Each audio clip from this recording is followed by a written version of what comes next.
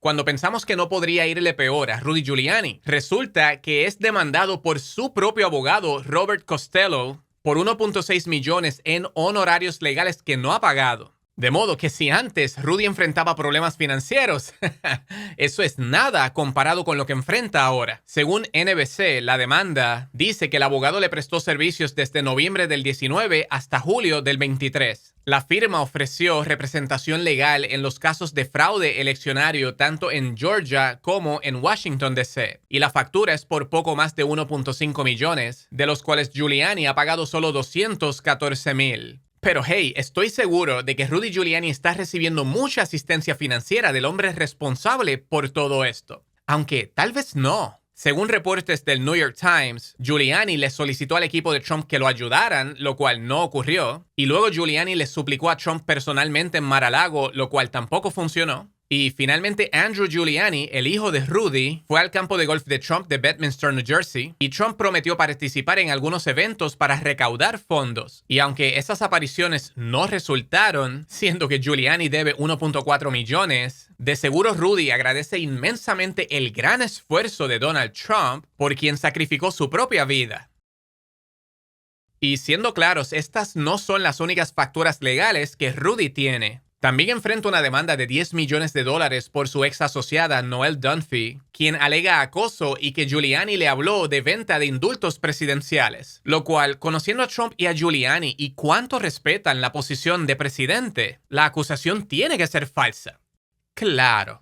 Y Giuliani enfrenta un caso de difamación por los trabajadores electorales Moss y Freeman, en el que el juez ya falló en su contra y aún se aguarda por una fecha para determinar los daños que Giuliani pagará, pero ya le ordenaron pagar $90,000 en gastos legales de Moss y Freeman. Y dicho sea de paso, el que perdiera este caso de difamación no es una sorpresa. Rudy concedió en corte, y cito, no niega que las aseveraciones hechas sobre Freeman y Moss orquestando un esquema para manipular votos en Georgia hayan sido falsas. Y la declaración también sostiene que Giuliani concede solo para efectos de este juicio, que Giuliani hizo las declaraciones de y relativas a los demandantes, y que no discute a efectos de este litigio que los señalamientos son difamatorios en su naturaleza. En otras palabras, admite la difamación en un caso de difamación. Así que claro que se dio por vencido, porque sabía que en realidad no tenía defensa. Y también enfrenta el caso de Fulton, Georgia, donde es uno de los 19 codefendidos. Y siendo honesto, el dinero será el menor de sus problemas porque Rudy parece que pasará el resto de su vida en prisión.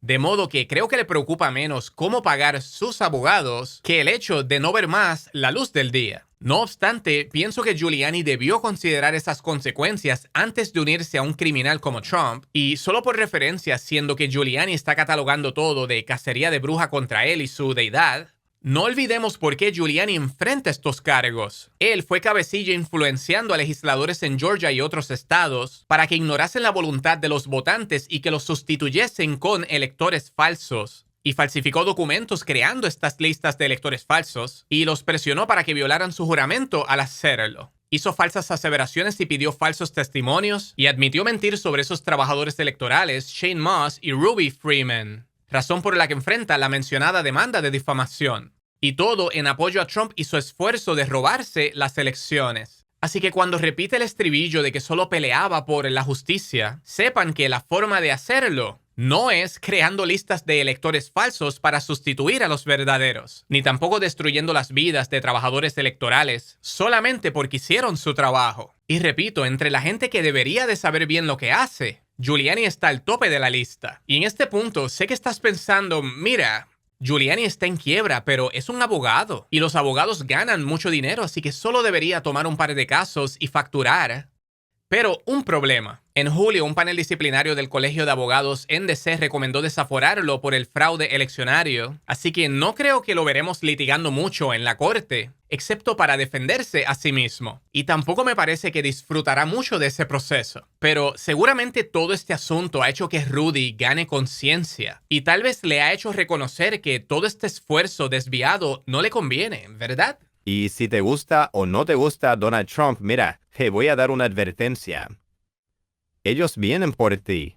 Cuando las victorias políticas cambien, como siempre ocurre, oremos porque los republicanos somos más honestos, más confiables y más americanos que este gobierno actual. Creo que le vendría mejor tener un poco más de sentido de culpa y menos delirio, aunque en este punto yo no creo que eso vaya a ocurrir.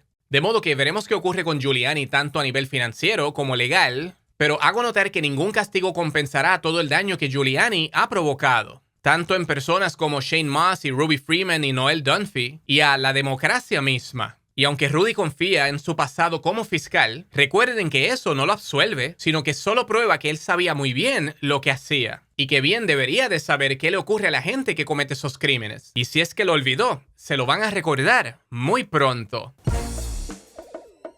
Antes de irte, por favor, suscríbete a mi canal. Comencé este canal porque hace mucho los republicanos tienen pleno dominio del español en los medios. Así que para ayudar a progresistas a alcanzar una mayor audiencia hispana, por favor suscríbete y comparte los vídeos con tus allegados. Hará una gran diferencia. Y muchas gracias por vernos.